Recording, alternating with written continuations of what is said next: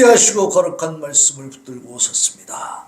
아버지여, 종은 감추어 주시옵시고 하나님의 능력의 말씀이 성령께서 역사하심으로 말미암아 우리 성도들의 신비에다 새겨지게 하시고 그 말씀이 살이 되고 피가 되어서 이 세상을 살아가는 그 순간순간마다 살아 역사하는 운동력 있는 하나님의 기적을 체험케 하여 주시옵소서.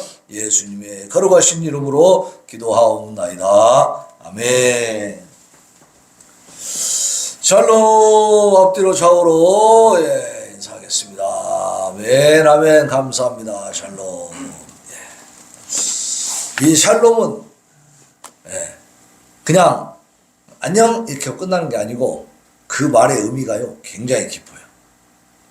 샬롬은 안녕, 평안 이런 것들도 있고 또 모든 일이 다 이루어진다, 소원 성취한다 그런 뜻도 있고 하나님 안에서 완전한 복을 누린다 그런 뜻이 있어요.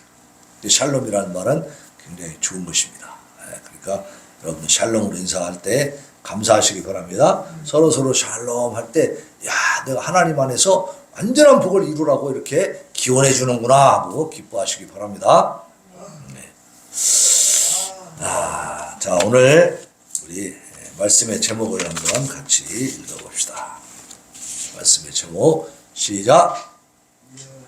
여호와께 합당한 영광을 돌리라. 여호와께 합당한 영광을 돌리라. 네.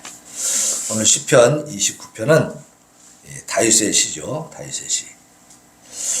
천지 만물 또 인생 모든 우리의 생사화복을 주관하고 다스리시고 섭리하시는 하나님의 주권과 경륜의 위대함을 찬양하고 있는데 어떤 방식으로 하고 있냐면 산천을 격렬히 진동시키는 뇌성, 우레소리 이러한 형식을 이제 청각적 이미지를 동원해가지고 형상화해서 역동적인 찬양과 영광을 하나님께 올려드리고 있는 감사 예배 시가 이 시편 29편입니다. 여기 제목에 자, 우리가 그래서 다윗의 시라고 했는데 1절을 한번 볼까요? 1절을 보면 같이 봉독합시다. 시작.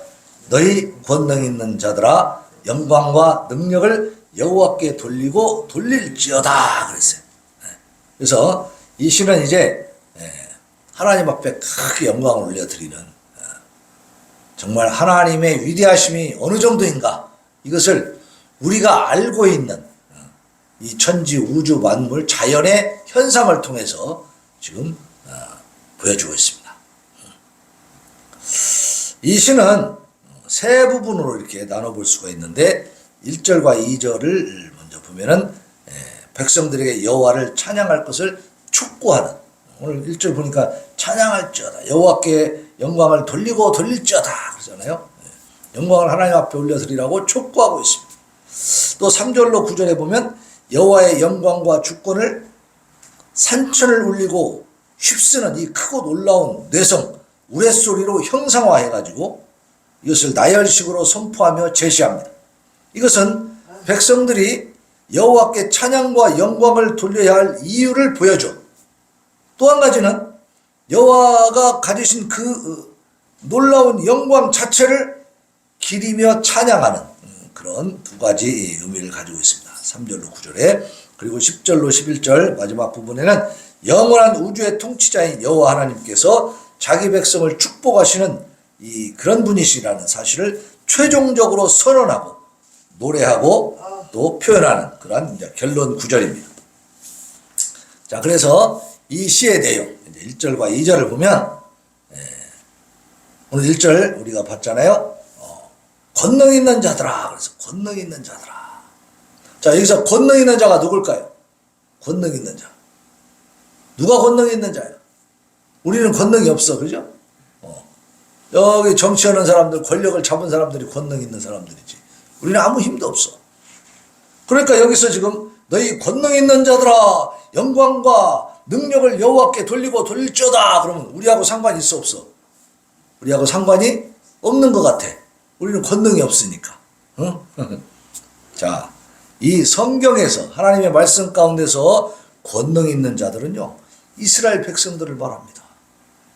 하나님의 선택을 받은 하나님의 백성들을 말하는 거예요.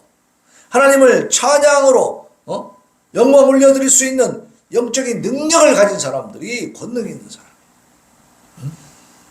자, 요한복음 1장 12절로 13절에 보면 이런 말씀이 있어요. 영접하는 자, 곧 그 이름을 믿는 자들에게는 하나님의 자녀가 되는 권세를 주셨으니, 하나님의 자녀가 되는 권세를 주셨으니까 권능이 있어 없어?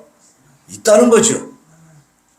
이것은 혈통으로나 육정으로나 사람의 뜻으로 나지 아니하고 오직 하나님께로부터 난 자들이다 그랬어요. 그러니까 여기서 권능 있는 자는 누구를 말하는 거예요? 이 시편을 쓴 다윗의 입장에서는 이스라엘 백성을 말하는 것이고, 영적인 의미로 이제 해석을 해보면 바로 우리들이요.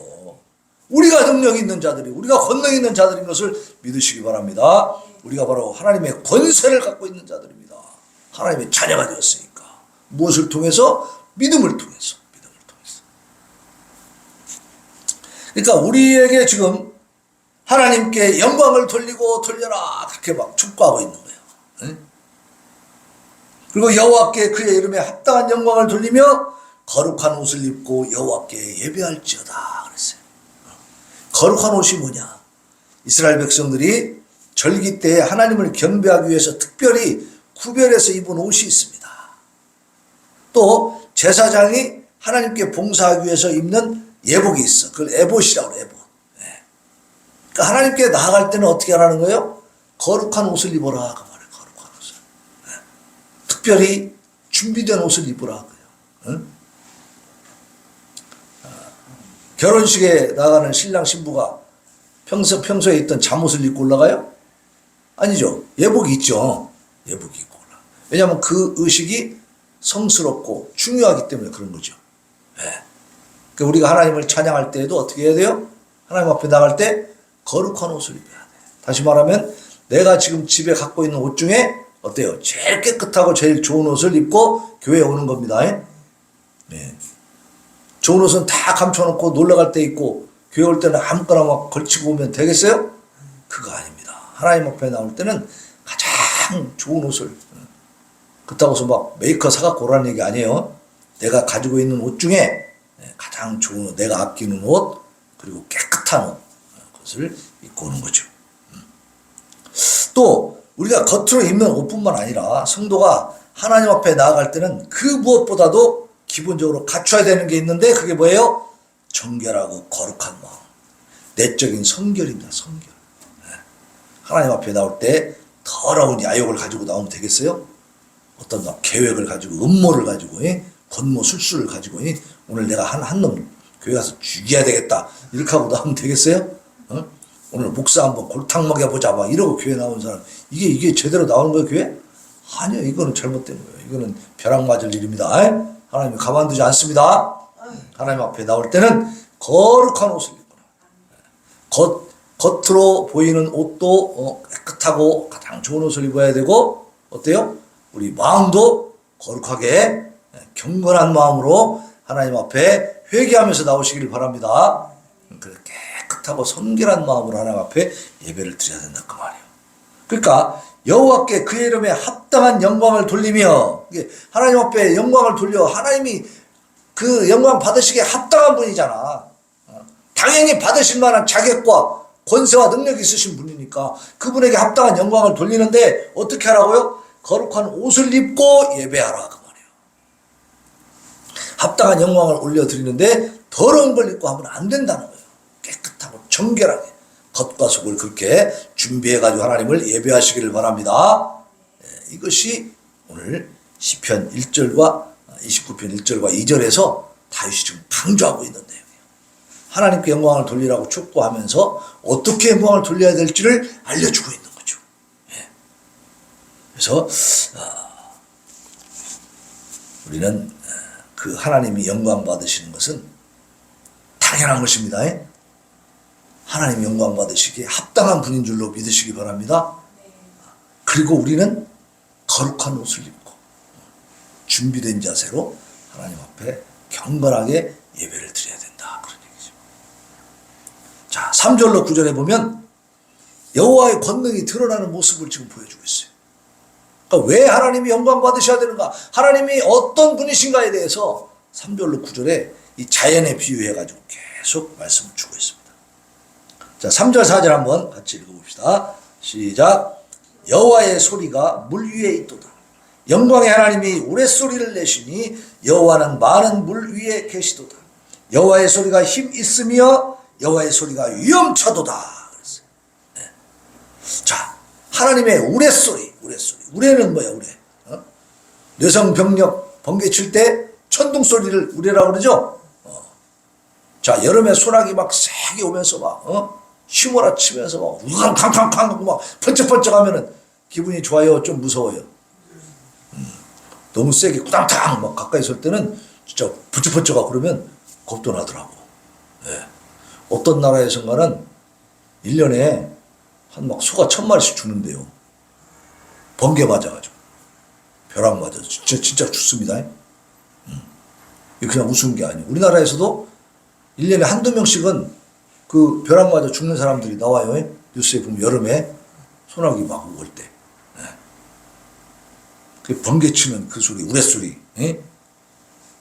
그런 그 우레소리, 번개 치는 것, 천둥 소리를 들을 때에 하늘의 높은 곳에서 급작스럽고 웅장하게 울리는 그 뇌성, 이 우레소리, 이런 청각적 이미지를 통해서 하나님의 권능과 만물 가운데 그 깃든 하나님의 이 위대하심을 형상화해 주고 있어요.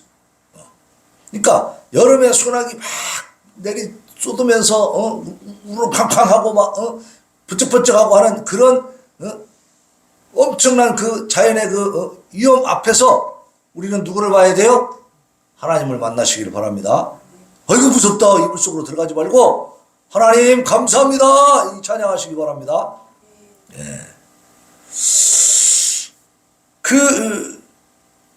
보통 사람들은 우레소리를 두려워하고 그래서 무서워하고 숨고 그러죠. 근데 오늘 이 다윗은 그 천둥소리, 우레소리 그 엄청난 상황 속에서 하나님의 나타나심을 보고 있어요. 거기서 하나님을 묵상하고 있다고 말해요. 이것이 진짜 신앙입니다. 자연 만물의 주인이 누구세요? 하나님이십니다. 예수님이 갈릴리 바다를 건너갈 때에도 그 풍랑을 갖다가 바다야 잠잠하라 해가지고 어떻게 했어요? 재워버렸잖아요. 네. 파도가 그냥 멎어버렸어요. 응? 근데 사람들이 놀랬지. 이 사람이 누구건데 이 자연이 이 파도가 이렇게 순종하냐 놀란 거죠. 응? 자, 데살로니가전서 4장 16절에 보면 주께서 호령과 천사장의 소리와 하나님의 나팔 소리로 친히 하늘로부터 강림하시리니 그랬어요. 이때 조용하게 오겠어요? 엄청나게 시끌벅적하게 오겠어요? 엄청나게 큰 우레소리 같은 그런 웅장한 소리를 내면서 우리 주님이 오실 것을 믿으시기 바랍니다. 그러니까 하나님은 그러한 분이다 그 말이에요. 그리스도 안에서 죽은 자들이 먼저 일어나고 그 후에 우리 살아남은 자들도 그들과 함께 구름 속으로 끌어올려 공중에서 주를 영접하게 하시리니 그리하여 우리가 항상 주와 함께 있으리라. 영원히 하나님과 함께 할 수 있는 그런 기회가 우리에게 주어져 있습니다. 감사하시기 바랍니다. 그날을 기대하시기를 바랍니다. 그래서 오늘 이 3절과 4절에 보면 하나님이 우레소리를 내신다고 그랬죠. 많은 물 위에 계시고 그 소리가 힘이 있고 그 소리가 위엄차다 그랬어요. 지금 현재 우리가 들을 수 있는 소리가 아니지만 이 자연의 현상을 통해서 하나님을 인식하시기를 바랍니다. 그러니까 다윗은 모든 상황에서 하나님을 보고 있어요. 어떤 상황에서든지 하나님의 살아계심을 체험하고 있어요. 믿음의 눈으로 보기 때문에 그렇습니다. 믿음의 눈이 없으면 천둥소리, 우레소리가 무섭기만 할 뿐이지, 그죠? 빨리 지나갔으면 좋겠다 이 생각만 하지. 근데 그 상황 속에서도 하나님을 보고 있다는 사실. 여러분들 삶의 현장에서 하나님을 많이 발견하시길 바랍니다. 하나님을 많이 체험하시길 바랍니다. 그 모든 우리의 삶의 상황들 그 뒤에 배경에 주권을 갖고 계신 하나님을 바라보시길 바랍니다. 많은 물 위에 계시다. 그 말은 폭풍우가 치고 비가 억수같이 쏟아지는 상황 속에서 이 우레소리, 뇌성이 울리는 장면, 그 장면을 하나님의 장엄하고도 광대한 그 권능과 영광이 현시된 것으로 그렇게 표현을 하는 거예요. 많은 물 위에, 그러니까 이제 비가 엄청나게 오고 폭포수가 막 내리치고 해서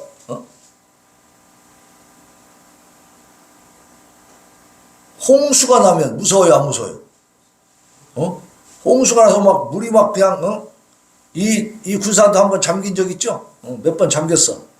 저 밑에 좀 낮은 지대는 점포 같은 데가 다 잠겨버리더라고. 그죠? 물이 이제 우리가 그 일본에서 일어났던 일들도 우리가 보지만은 지진이나 해일 같은 게 일어나면 엄청나잖아요. 그 물이 막 치고 들어오면은 무섭잖아요. 자, 그러한 상황들이 바로 하나님의 권능과 위엄을 나타내고 있다는 것을 우리는 발견을 해야 돼요. 오늘 이 다윗은 그런 많은 물 위에 엄청난 폭포수처럼 쏟아지는 그 피 속에 그 넘치는 물 속에 그 위에 좌정하시는 하나님을 보는 거예요. 그걸 주관하시는 하나님을 본 겁니다. 하나님의 위엄과 권능과 영광이 그렇게 엄청나다는 사실. 5절과 9절에 보면 하나님의 장엄한 현현을 볼 수가 있어요. 현현, 나타나심. 자연을 통해서 하나님이 나타나신다.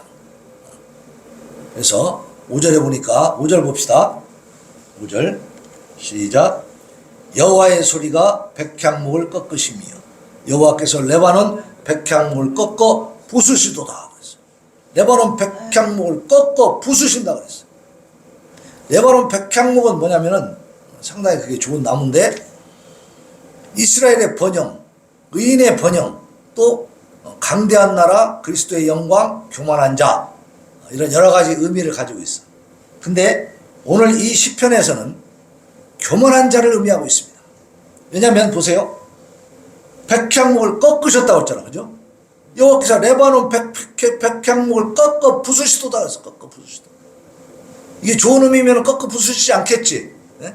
그런데 이게 교만한 자이기 때문에 꺾어 부수. 이 레바논 백향목은 상당히 그 알아주는 나무란 말이에요. 나무 중에도 제일 왕인 나무야, 왕. 그러니까 이 교만한 자가 지금 어떻게 하고 있는 거예요? 세상의 권력을 가지고 하나님을 대적하고 있다는 겁니다. 근데 그를 어떻게 한다고요? 꺾어 부수신다. 그 말이에요. 꺾어 부수신. 하나님이 꺾으실 줄로 믿습니다. 그걸 믿으시기 바랍니다.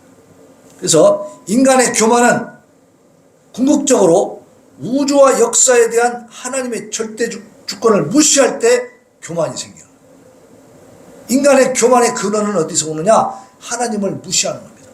하나님을 인정하지 않는 겁니다. 그리고 그래서 하나님께서 이러한 교만을 꺾으시고 당신의 절대 주권을 선포하시는 거예요. 그래서 레바논 백향목을 꺾어 부수신다 말씀하시는 거예요.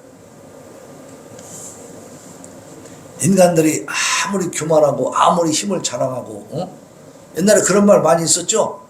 예수를 믿으려면 차라리 내 주먹을 믿어라 뭐 그런 사람이 있었다고 하잖아. 근데 그 주먹이 지금도 주먹이 괜찮아? 에? 그 얼마나 몇 조금이나 가 그게. 그죠? 예. 우리가 전설적인 주먹 누가 있어요? 김두한이라는 사람. 죽을 때는 비참하게 길거리 쓰러져서 죽었어요. 예? 여러분 주먹을 믿지 말고 예수님을 믿으시기 바랍니다. 하잘 것 없는 거예요. 주먹이 뭔데? 그러니까 사람의 교만이 이렇게 허망한 거예요. 알고 보면 아무것도 아닌 거예요. 옛날에 시라손이라는 사람이 그렇게 주먹의 1인자다 해가지고 1대1로 붙을 사람이 없다 그래서 막 그 당시에 엄청나게 인정받고 존경받고 그랬죠. 그러다가 이정재한테 결국 린치를 당했잖아. 아니 주먹의 황제면은 5명 6명 하면 아무리 숨어서 이렇게 도끼 갖고 찔러도 다 쳐부시고 일어나야 될 거 아니에요. 근데 왜 당해가지고 만신창이가 돼? 인간의 힘이라는 게 어때요? 하잘 것 없어요. 대단하고 위대하고 영원해요. 하잘 것 없는 거예요. 운동을 왜 하느냐?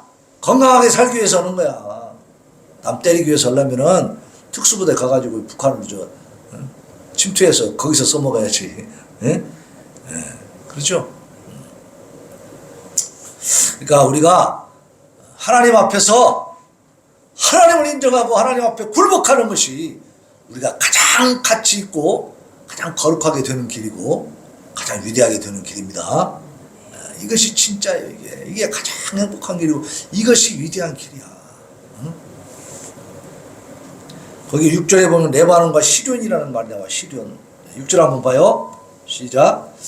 그 나무를 송아지같이 뛰게 하시며 레바논과 시련으로 들송아지같이 뛰게 하시도다 그랬죠. 레바논과 시련. 레바논은 팔레스타인 최북단에 있는 지역입니다. 갈릴리 북쪽에 레바논 산맥을 지금 레바논으로 말하고 있는 것이고, 시련은 레바논 산맥의 동편에 위치한 헬몬산을 이제 시련이라고 표현하고 있어요. 그래서 이 레바논 산맥과 헬몬산, 그 양쪽에 이제 그 큰 산들이죠. 그 산으로 들송아지 같이 뛰게 하시더라. 산을, 엄청난 큰 거대한 산을 들송아지처럼 뛰게 하신다 그 말이에요. 누가? 하나님이 그렇게 하신다. 하나님은 그런 능력이 있다는 겁니다. 비유적으로 표현해주고 있는 거야. 응? 인간에게는 엄청난 거대한 산이고 감히 넘을 수 없는 산이지만 하나님은 그것을 흔들어 버린다 그 말입니다. 네? 그런 능력이 있는 하나님을 믿으시기 바랍니다. 네. 그래서 우레소리를 동반한 심한 폭풍 후에 산의 나무들이 마치 송아지가 뛰듯이 흔들린다. 바람이 세게 불면 어때요? 나무가 막 흔들흔들하다가 막 쓰러지기도 하죠. 나뭇잎 다 떨어지고 막 가지 다 찢어지고, 그죠? 평소에는 나무가 품 잡고 있지만 어때요? 세게 바람이 불면 이거 그냥 어떻게 할 줄을 몰라. 그냥 흔들리다가 그냥 찢어지고 떨어지고 막 넘어지고 그런단 말이에요. 뽑히기도 해. 그죠? 태풍이 오면 막 뽑혀버리잖아, 나무들이. 집도 무너져, 집도. 태풍이 오면. 자, 하나님의 이 위대하심이, 이 권능이 바로 그러한 능력이 있다는 것을 지금 말해주고 있는 겁니다. 하나님의 권능이 위대하심을 이렇게 과장법적으로, 비유적으로 표현해주고 있어요. 하나님은 그런 것들보다 훨씬 더 월등히 큰 권능이 있다는 것을 믿으시기 바랍니다. 자, 그리고 7절로 9절에 보면 화염이라는 말이 나오고 광야, 암사슴, 삼림 뭐 이런 것들이 나와요. 그래서 이러한 모든 것들 가운데서 그의 성전에서 그의 모든 것들이 말하기를 영광이라 하도다 그랬어요. 자, 9절에 보니까 여호와의 소리가 암사슴을 낙태하게 하시고 삼림을 말갛게 벗기시니 그의 성전에서 그의 모든 것들이 말하기를 영광이라 하도다. 7절부터 한번 볼게요. 한번 읽어봅시다. 7절 시작. 여호와의 소리가 화염을 가르시도다. 여호와의 소리가 광야를 진동하시며 여호와께서 가데스 광야를 진동시키시도다. 여호와의 소리가 암사슴을 낙태하게 하시고 삼림을 말갛게 벗기시니 그의 성전에서 그의 모든 것들이 말하기를 영광이라 하도다. 자, 이 구절이 잘 이해가 안 가더라고 저는 처음에. 자, 화염을 가르시도다. 그건 뭐예요? 번개를 치고 막 번쩍번쩍 하면서 이렇게 하나님이 이제 자연 만물을 통해서 하나님을 보여주고 계시고, 그다음에 광야를 진동시키시고 가데스 광야를 진동시켜. 그러니까 여기서 지금 레바논은 저 북단 이스라엘 북쪽이고 이 가데스 광야는 남쪽입니다. 그러니까 이스라엘 전체를 어떻게 지금 진동시키고 있는 거예요. 그리고 여호와의 소리, 그 엄청난 천둥 소리, 번개 소리, 막 우레 소리가 어떻게 해요? 암사슴을 낙태시켜 삼림을 말갛게 벗겨버려. 폭풍과 몰아치는 걸 생각하면 돼. 폭풍과 몰아치니까 어떻게 되는 거예요? 사슴이 놀래서 뛰다가 임신한 사슴이 낙태해버려. 임신했는데 막 새끼를 뱉는데 막 사정없이 뛰고 막 자빠지고 하면 낙태가 되겠죠? 또 삼림이, 그 울창한 나무가 어때요? 막 우두두 떨어지고 찢어지고 막 그 이파리가 다 떨어지니까 벗겨지는 거죠. 벗겨져. 자, 이렇게 엄청난 자연의 현상을 통해서 누가 보여주시는 거예요? 하나님이 보여주시는 거예요. 지 오는 것도 하나님이 하는 거예요. 뭐가 오는 거? 지진. 지진. 이 마지막 때가 되면요, 지진, 기근, 난리와 난리의 소문이 있다고 그랬어요. 그래서 지금 최근에 들어서서 21세기, 20세기 말, 20세기, 21세기 들어서면서 이 지진이 점점 더 많아지고 있습니다. 그것도 하나님 이것이 다 예수님 오실 때가 가까웠다는 징조입니다. 징조. 다 예언해 주셨어. 우리 마태복음 24장 봅시다. 한번 찾아봐요. 우리는 이 시대를 분별할 줄 알아야 하거든요. 때가 온다 그 말이야. 응?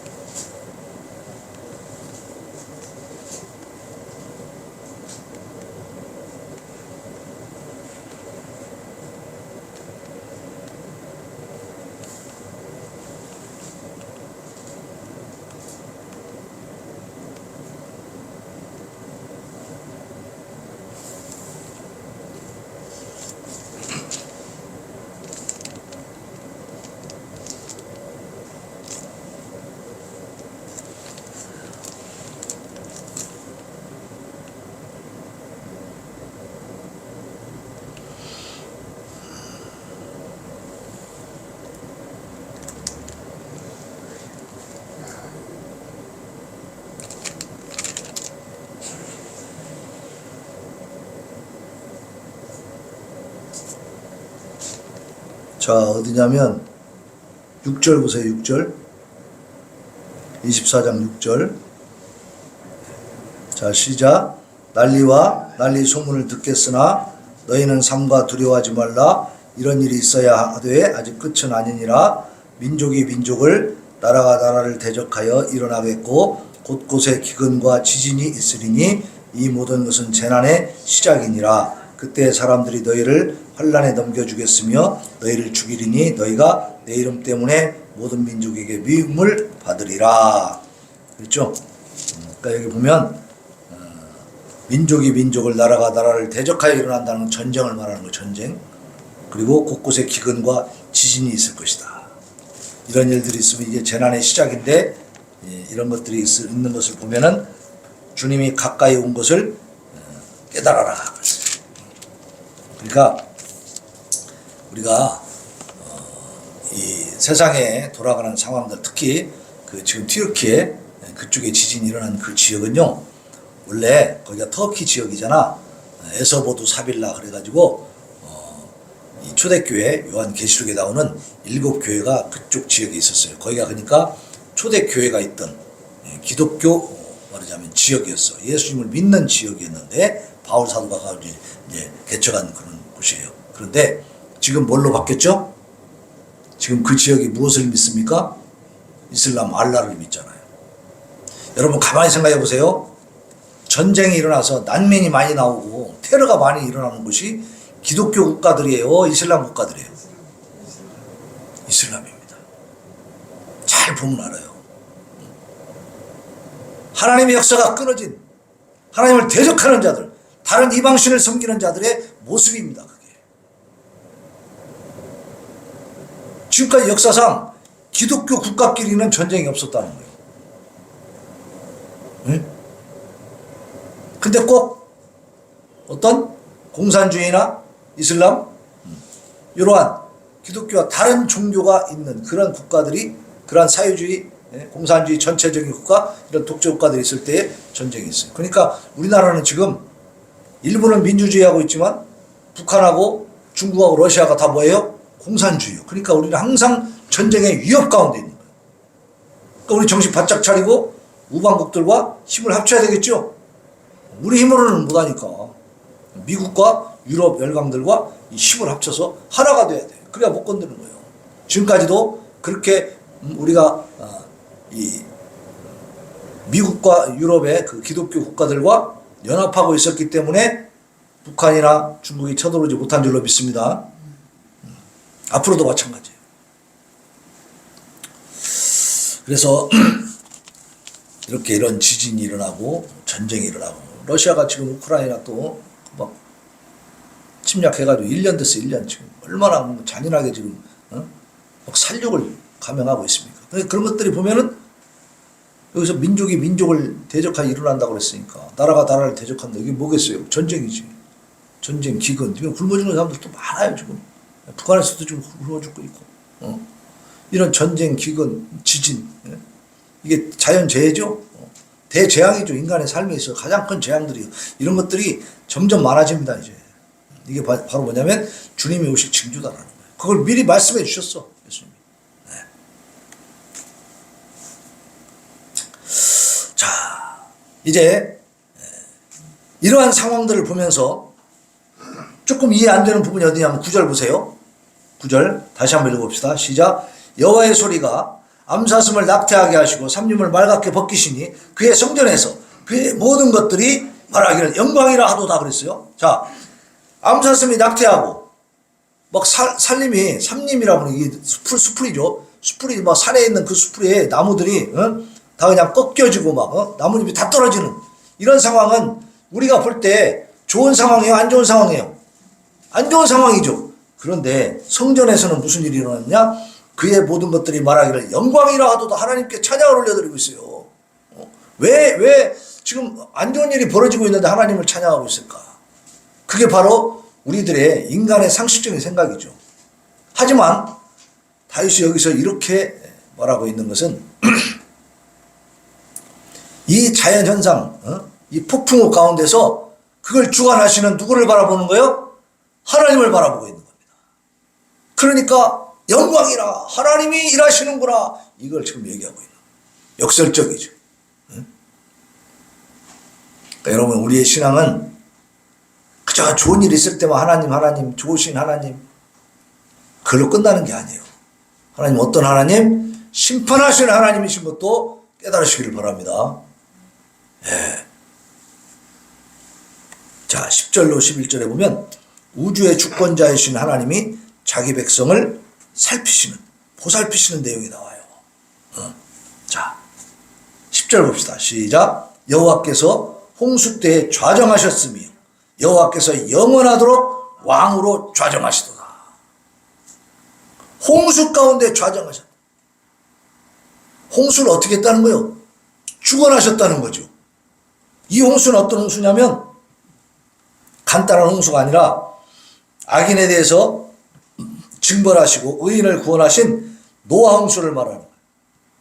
노아 홍수는 전 세계적, 전 지구적인 홍수였다는 것이 지금 창조 과학에 의해서 밝혀지고 있습니다. 그 지역에서만 일어난 홍수가 아니고 전체 우주적인 그런 홍수였다. 그래서 그랜드 캐년이나 이런데 그 엄청난 지층이 있는데 그것들도 전부 다 순식간에 만들어진 거예요. 그 엄청난 물살로 인해서. 그것이 증명되고 있어요. 그래서 지금 하나님께서는 이 세상의 심판자라는 사실을 보여주고 있는 겁니다. 여호와께서 영원하도록 왕으로 좌정하시도다. 그랬죠? 홍수 때에 좌정하시고 영원하도록 왕으로 좌정하시도다. 홍수 심판도 하나님이 행하신 겁니다. 그죠? 창세기 보면 노아 시대에 그런 일들이 있잖아요. 사람들이 생각하는 것이 악할 뿐임을 보시고 악한 것만 생각하는 인간들을 보시고 하나님이 사람 지으셨음을 한탄하셨다고 했어요. 인간들이 하나님을 섬기지 않고 대적하고 향락에 빠져있고 죄만 짓고 있으니까 가장 큰 죄가 무슨 죄냐? 이 성적인 죄잖아요. 성적인 문란함. 이거 뭐 동물이나 마찬가지 그렇게 되면. 그러니까 그러한 죄악들을 하나님 거룩하신 분이기 때문에 용납하지 못하신다 이 말이에요. 그래서 심판해 버렸습니다. 그래서 그 당시에 노아 시대에 살던 모든 사람들이 다 몰살당하고 노아의 식구들만 살아났잖아요. 방주를 지어가지고. 그런 심판을 행하셨던 그 하나님, 그때 그 홍수 때 하나님이 좌정하고 계셨어요. 하나님이 심판을 주관하셨고, 그리고 그 하나님은 어때요? 영원하도록 왕으로 계시다. 왕으로 좌정하고 계시다. 그러니까 그 심판의 하나님이 오늘날도 우리의 모든 것들을 주관하고 계시고 앞으로 최후의 심판자가 될 줄로 믿습니다. 예.